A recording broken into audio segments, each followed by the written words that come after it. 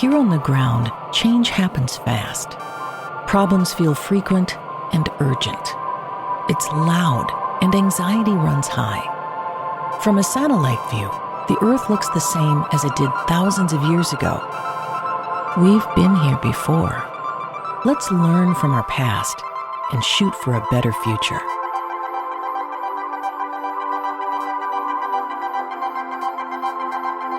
Hello and welcome to this episode of A Satellite View. I'm Todd Mikkelson, your host, speaking at you from Sunday, December 15th, 2024 in the space and time continuum. We have a few deer taking a nap in our backyard right now. We're proud that they feel safe. They've been here a lot this summer, other summers as well, but this summer probably more than ever. There was one time where there were 9 of them in the backyard. 2 of them were kind of watching guard, and 7 of them were taking a nap. They were out there for hours.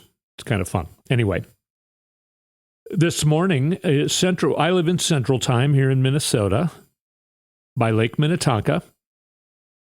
At 3:01 a.m., it was a full moon, the super full moon, very powerful times that we're living in.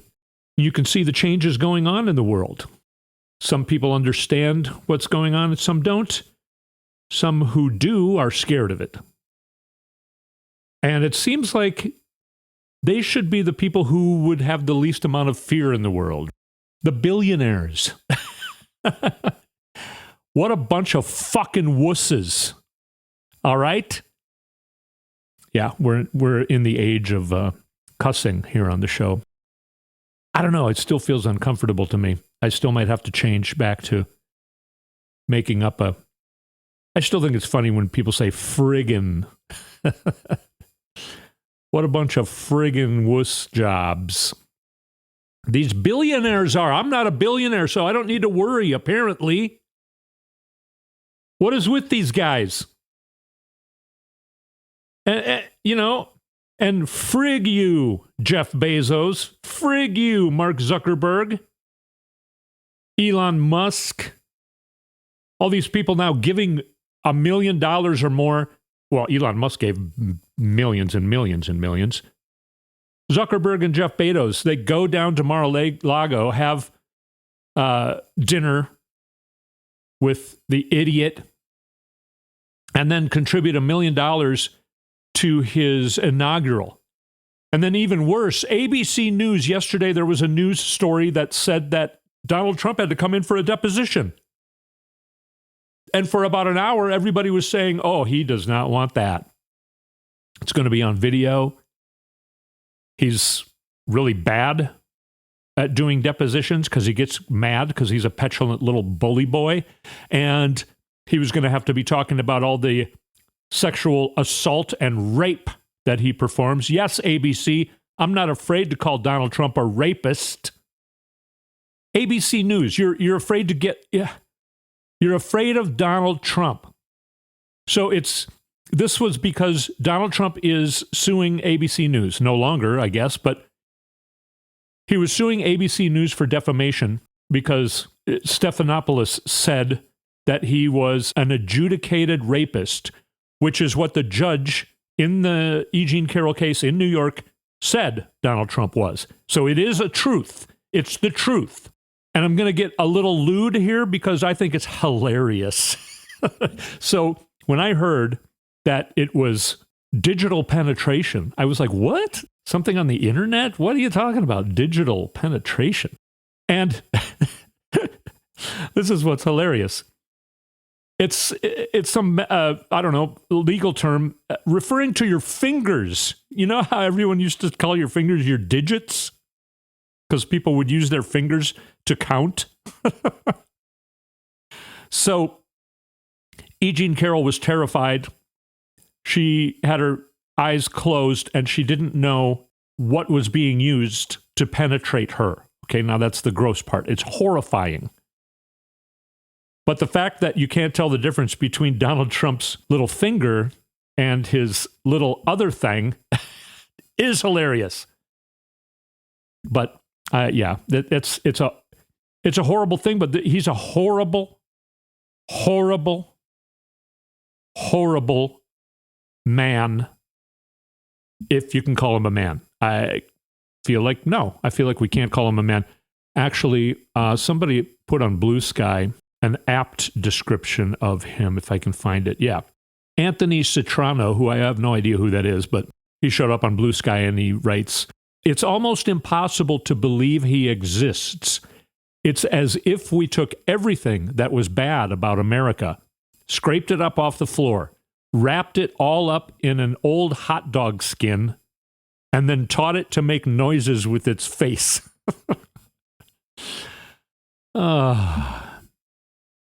Now, I'm trying to remember not to go into the Donald Trump voice.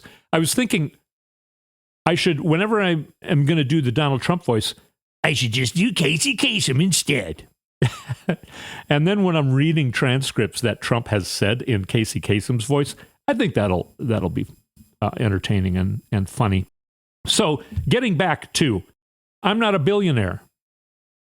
I don't have to be afraid of Trump. Why are these guys afraid of Trump? It's because they think he's going to become the president of the United States and do all kinds of things to make them lose money. Well, they can't afford to lose money. They have multi-billions of dollars. I don't have the kind of fear that I might lose billions of dollars because I don't have $1 billion. I am grateful to not be a billionaire. And part of what's going on right now, with all this energy that's going on, I mean, all the things that happened last week in the other countries, Assad had to go take asylum in Russia. Something I see in the future of somebody else, maybe two people here. Donald Trump and Elon Musk. Elon Musk is not going to make it to summer staying in this country. You know how he said if Donald Trump loses, he's so frigged and will go to jail for the rest of his life? That's Elon Musk saying that to Tucker Carlson. So what have you done, Elon? What do you know? And I think we're going to know what he knows in the next few months. I think he's an idiot, and he doesn't even realize that he's already getting under Donald Trump's skin and everyone that works with Donald Trump, not to mention every American. He's going to have nobody left on his side. Now, of course, Donald Trump is indebted to him because he bought the election for Donald Trump. We're going to be finding out a lot about what Elon Musk did and why Elon Musk thinks that he would go to jail if Trump had not won the election. And I don't think Elon Musk is going to be allowed to stay in the United States anymore. Deported? I say more likely escape. And yes, I'm very serious about that. I'm not making an official prediction, but I feel very strongly that that is going to happen. And all the surprises that have been going on in the world, in Europe, in other countries, in the Middle East, perhaps some surprises here in the United States. I don't know. But the billionaires are scared. They don't seem to, and ABC, okay, well, here's what ABC News did. I didn't finish that story, I don't think. Donald Trump is suing them for defamation. Yeah, that's right. I went into the digital penetration story. And they bent their knee. They folded. They collapsed under the pressure. They settled with Donald Trump. They said they will do an apology to him, and they would give $15 million to the Donald Trump Library. The Donald Trump Presidential Library. First of all, why has there been no talk of a Donald Trump Presidential Library? He already has been the former president for 4 years. Usually 4 years after you become president is kind of groundbreaking time for your presidential library. There's not going to be a Trump Presidential Library. There's not going to be one. Who would let it be anywhere? Where it would have to, if there was going to be one, it would have to be in Mississippi or someplace like that. I mean, they're not, New York State's not going to allow it to be there. Is that his? I mean, there's not going to be So basically, they just gave Trump $15 million because they told the truth about him on their air. So the one time that a major media source tells the truth, they have to apologize and give up money. Okay, you friggin' wuss jobs, ABC News, Jeff Bezos, Mark Zuckerberg. These guys need to take a lesson from Charlie Angus, a member of parliament in Canada. This is how you talk about Donald Trump. We're not going to be slapped around like this. I think there's a tradition in Canada of not wanting to be openly confrontive, which is fair. I think that's who we are. But Donald Trump's a different kind of animal. He's playing for the rage algorithms.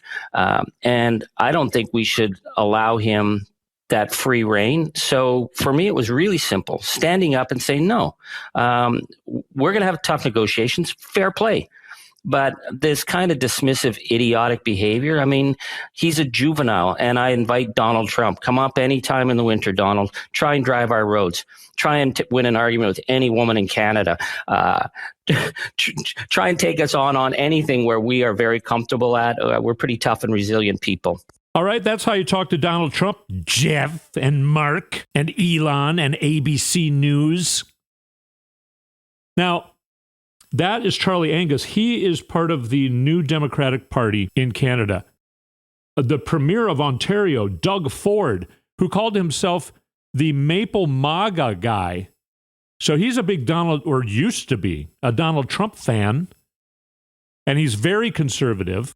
He's working along with Charlie Angus against Donald Trump and Donald Trump's idiotic tariffs on Canada. 65% of the crude oil imported into the U.S. is from Canada. 85% of the electricity imported into the U.S. is from Canada. And here's what Doug Ford says about that. We will go to the extent of cutting off their energy, going down to Michigan, going down to New York State and over to Wisconsin. I don't want this to happen, but my number one job is to protect Ontarians and Canadians as a whole. We'll use every tool in our toolbox, including cutting them off energy that we're sending down there. Folks, this is coming. It's not if it is, it's coming. And it's coming January 20th or 21st. And we need to be prepared. All right, that's a threat. He's not afraid to threaten the United States. Meantime, Donald Trump, I don't know, he thinks he's funny by calling Trudeau, the Prime Minister of Canada, the governor of the 51st state of the United States. So clever, so funny. Fucking idiot. Not only the stats I said about crude oil and electricity, also Canada is the number one exporter to the U.S. of steel, aluminum, uranium, and 34 other minerals that the Pentagon says is important to our national security. Minnesota exports grew 17% in the second quarter of 2024, and it was from Canada and Mexico. And Donald Trump already had to subsidize farmers back when he was president because farmers were losing so much money because they couldn't export because of retaliatory tariff, trade, war, BS that Donald Trump is too much of an idiot to not have happen. Minnesota farmers are afraid because they export to Canada and Mexico and China. And if that stops, they're dead. And then we'll probably have to subsidize them again. How will we pay for that? So, yeah, he's mocking Canada, our closest ally, both in proximity and politically. This is another thing that Charlie Angus said last week. So yes, they are our neighbors, but we have stood up to them. We're in a different situation with Donald Trump, a convicted predator who's seriously undermining the democratic process in the United States, and he thinks he can just push us around. Exactly. He insults us. Yep. You know, the conservatives seem to like it because he's insulting our prime minister, but he's not really insulting the prime minister. He's insulting Canadians, calling us the 51st state. That's right, exactly. Yeah, so they're pissed. Canada is pissed at the United States because Donald Trump is an idiot. They're not afraid to call him a convicted predator. That's a member of parliament in Canada. Do we need Canada? Yes, we need Canada. If these things happen, the people who voted for Trump are going to be the first ones in line to be hurt. And that's fine with me. I'm not a billionaire, so I'm not afraid. But I'm also not a dirt poor person who can't afford groceries when prices go up, when Donald Trump becomes president. I should say, if Donald Trump becomes president. And yes, I'm not sure he's going to become president. He could die.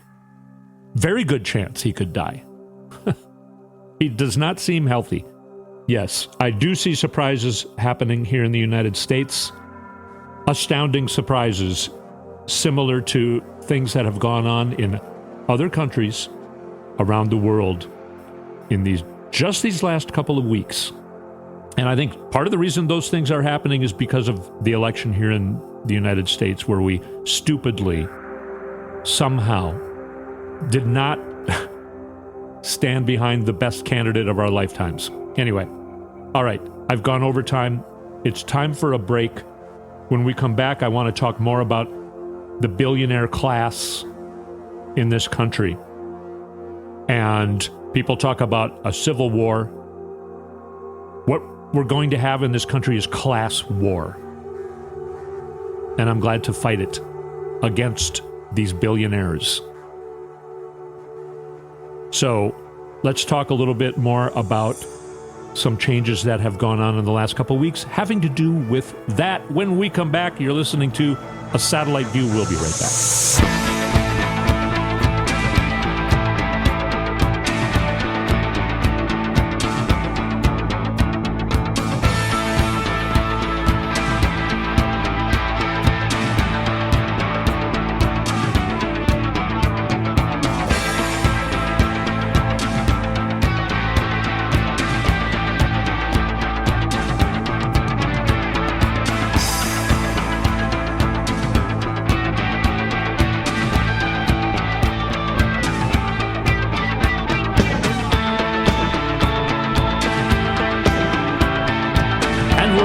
Satellite View. Don't forget to sign up on my Instagram page. You can go to my website, toddmikkelson.com, and find links to become a part of. Otherwise, go on Instagram, and I'm at Todd Mikkelson. Interesting things going on. Here's a story. For 15 years, Donna and Gary Lindaberry, which I can't say without laughing, I'm sorry. I love it when parents give their child... I know a family where all of the kids start with the letter D because their last name starts with the letter D. I'm not going to say who it is because this person might be listening. But Gary's father, Mr. Lindaberry, decided to name his son Gary. All right, so I'm going to get through the story without laughing at their names, all right? For 15 years, Donna and Larry Lindaberry of Vilas, North Carolina, lived with the financial equivalent of an anvil over their heads. A medical debt owed to a nonprofit hospital that at one point reached $200,000. The debt owed to Atrium Health for emergency heart surgery Gary underwent in 2009 grew over the years to include almost $100,000 in interest charges. His wife, Donna, who's 72, said, "We were striving. We were trying. We paid our bills. But I just couldn't afford to pay that hospital." As the years went by and the debt remained, the hospital system placed a lien on their house, their home. Yeah, Gary, who's now 80, says, we've just been so consumed with just trying to get by with this problem. Then, in early November, the Lindaberrys received a letter from Atrium Health telling them it was removing what was left on the lien, more than $92,000, and leaving them free and clear of any obligation to the hospital. They were among the beneficiaries of a decision the hospital system announced in September to release 11,500 liens on people's homes in North Carolina and 5 other states, some of which dated back 20 or more years. Donna Lindaberry says it's like a miracle. We just thought we're never going to own our house and be able to pass it down to our kids, and now they can. Now, I thought this story was interesting because I saw it, and let's see when it was released. December 12th, 2024. And I'm reading to you from NBC News, and they released this story right after this guy gunned down on the sidewalk in New York at point blank range, basically, the CEO of a huge health insurance company. The shooter, some people are kind of almost thinking of him as some sort of hero. So this is a really odd story. It's really surprising, by the way. Talk about surprising things happening here in the United States after this weird energy shift going on. So you would think that, this Atrium Health, they made this decision back in September. And early November is when they let everyone off from owing them all this money. So does that make Atrium Health some sort of hero? No. Atrium Health is part of Advocate Health. And Advocate Health's decision to release thousands of liens on former patients' homes came after NBC News detailed how its Atrium Health unit aggressively pursued patients' medical debts. So after NBC News, which is astonishing in itself, NBC News is, some people are calling it legacy media. It's corporate media.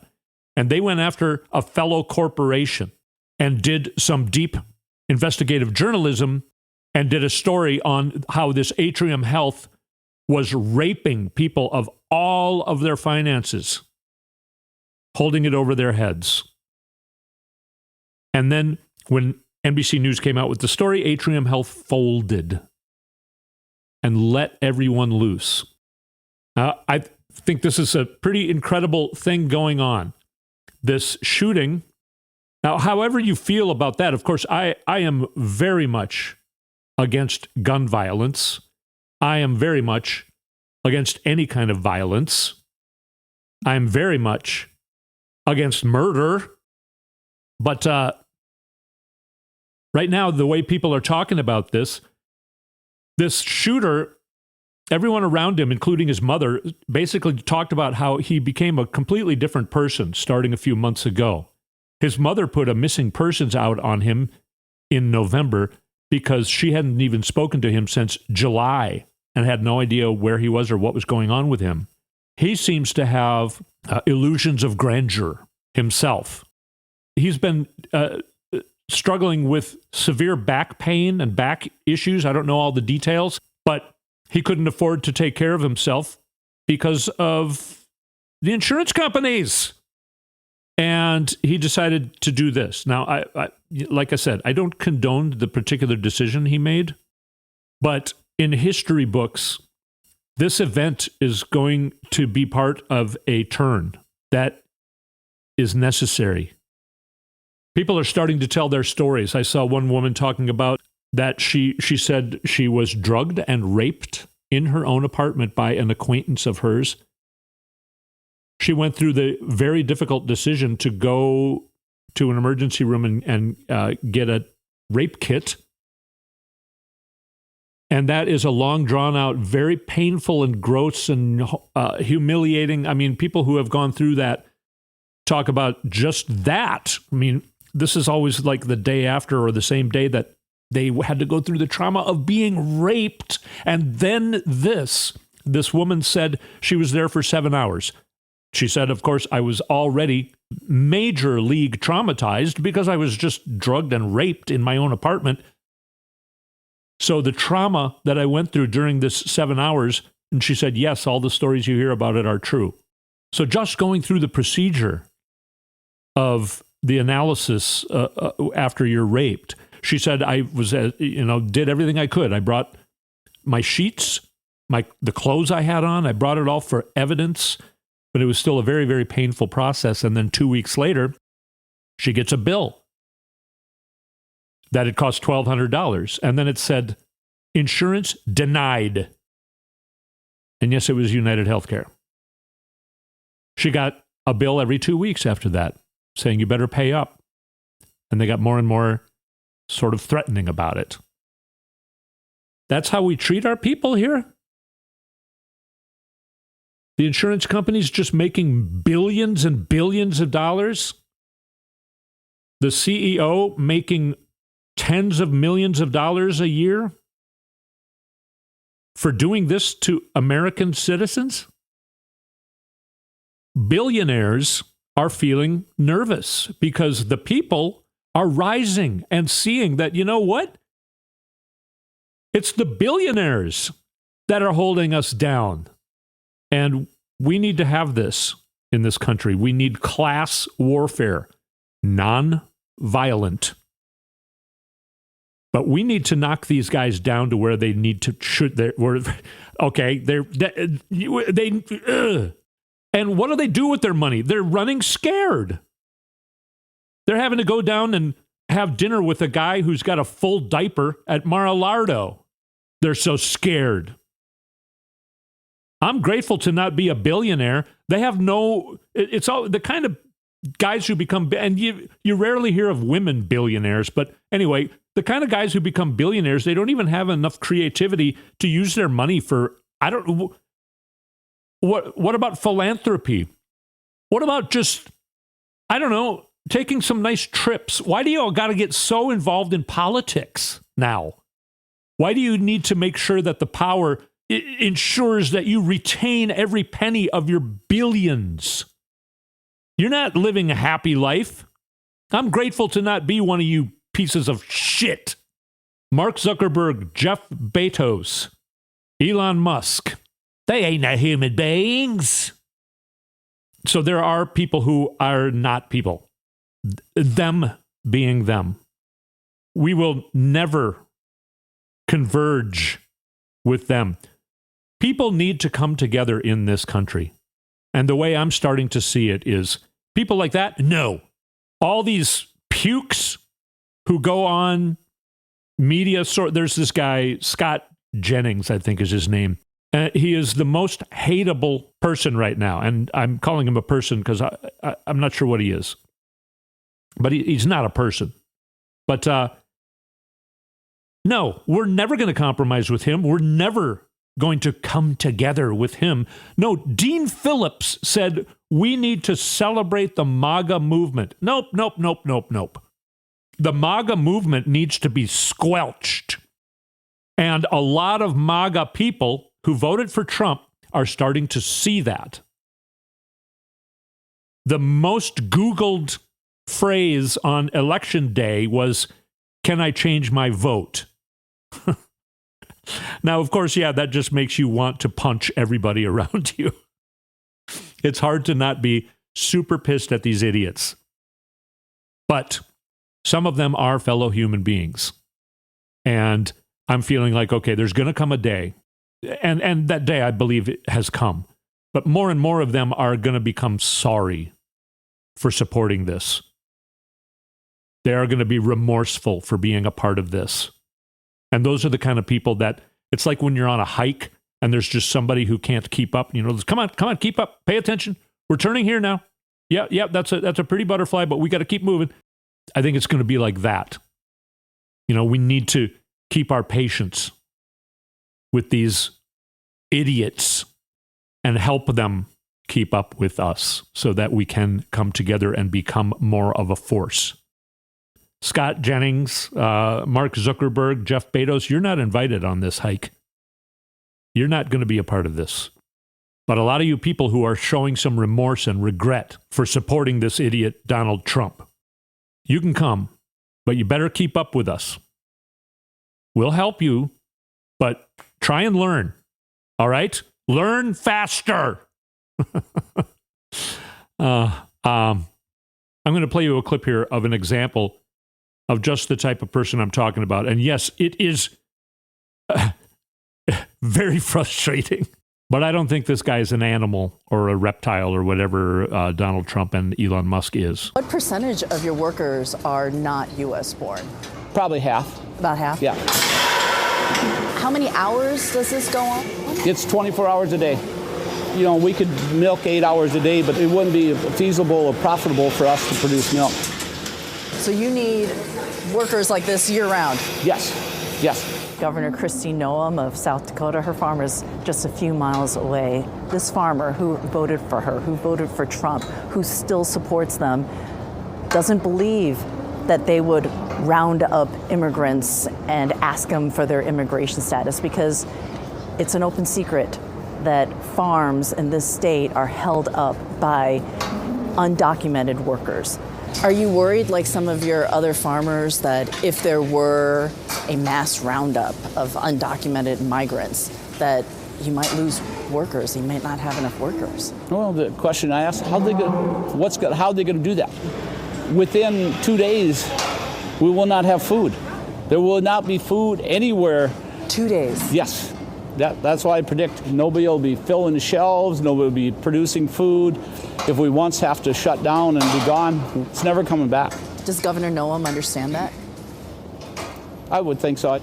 You have a lot of faith that they're not going to do what they're saying. That's pretty much what I'm thinking. So we have to trust in our officials that are put in place. We have to trust in our officials that have been put in place to do the opposite of what they told us they were going to do. We have to trust that our officials are lying to us.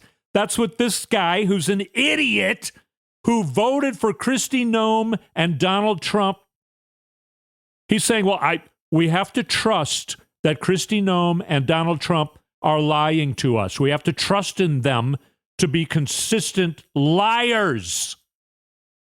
All right, it's very frustrating. If I was if I was that reporter, I would have kicked him in the f***ing shins. Idiot.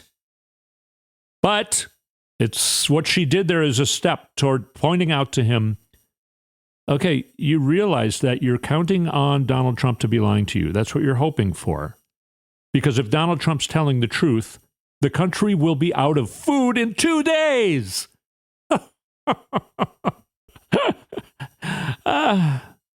Oh, God. It's hard not to laugh at these idiots and hate them. But we need to find a way. And it's good to be pissed at them now. You need to go with the feelings you have. But we need to try and learn how we're going to handle this in the near future. Because these people are going to be fellow Americans along with us in whatever we're going to go through here in the next weeks, months, and years. And obviously, that guy thinks a lot of it's up in the air. He's banking on Trump not doing anything that he said he's going to do. Other farmers are banking on Trump to not do the tariffs. This guy's banking on Trump to not take away all of his workers and deport them. So those are the two main things Trump said he wants to do on day one. On day one, let's do a countdown. At the top of our charts on day one, I'm going to do tariffs that will run the whole country out of business, and then I'm going to deport 11 to 20 million people so that the country will run out of food in 2 days. There.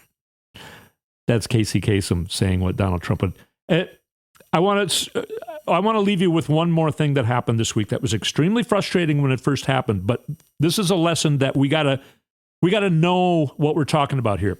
We got to look as deep as possible into everything that's actually going on. Some things are not as they seem.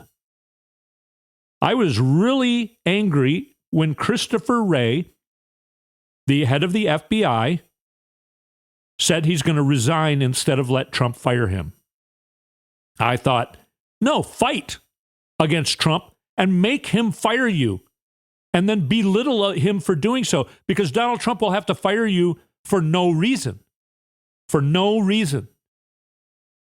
And that's not what he's supposed to be doing. So make him pay. Make him at least have to go through that and be ridiculed. But no, he said, I'm going to resign as of January 20th. I was really mad, and I was like, what a wuss. What a coward.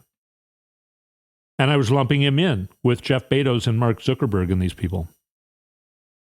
But then I found out if the FBI director is fired, then the president who just fired him can immediately replace him with his own choice.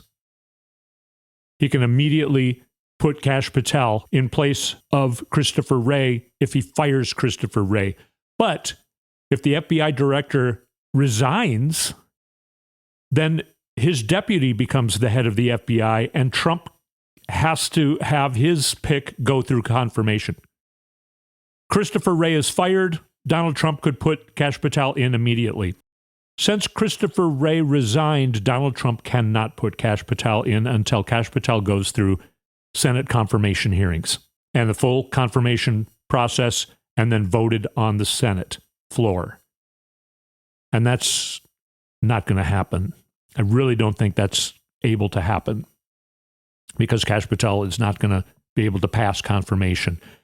The deputy of the FBI right now oversaw a big portion of the Maralardo investigation and was a big part of getting the search warrant approved by a judge so that they could go into Mar-a-Lago and find out that Donald Trump had stolen secrets sitting in his bathroom.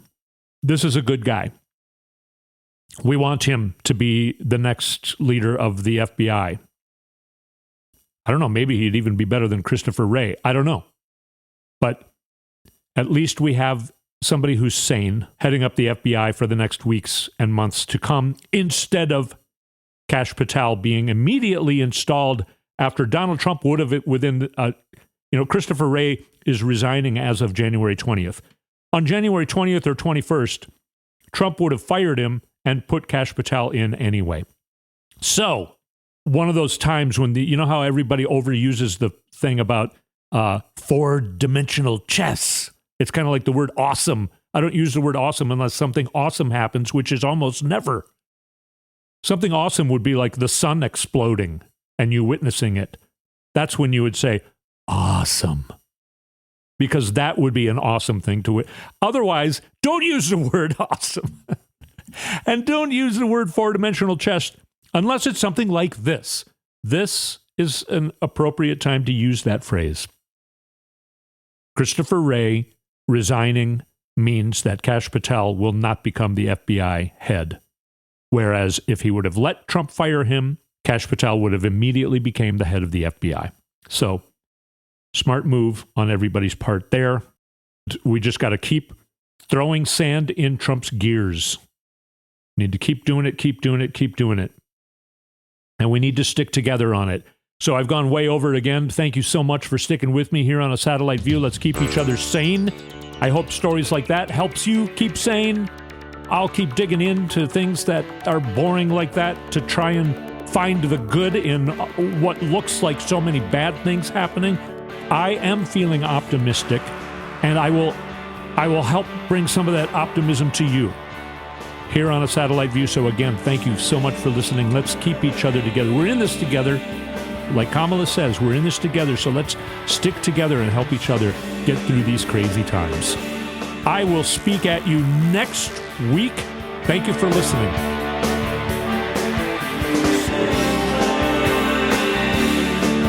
You've been listening to A Satellite View with Todd Mikkelson. Go to toddmikkelson.com for links and more information.